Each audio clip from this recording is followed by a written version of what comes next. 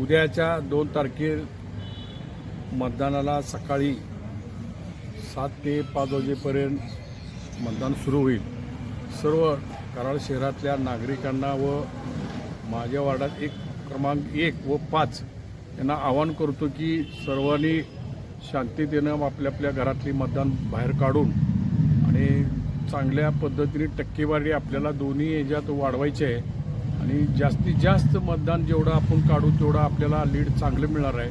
एकत्रित गावात जर वातावरण बघितलं तर BJPच्या पूर्ण विरोधात वातावरण चालू झालं आहे.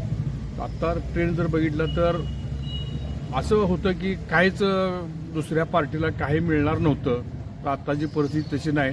नगराध्यक्षसुद्धा चांगल्या मतानं आमचा निवडून येणार आहे आणि खालीसुद्धा सत्ता आमची 100% बसणार आहे एवढं मी तुम्हाला सांगतो.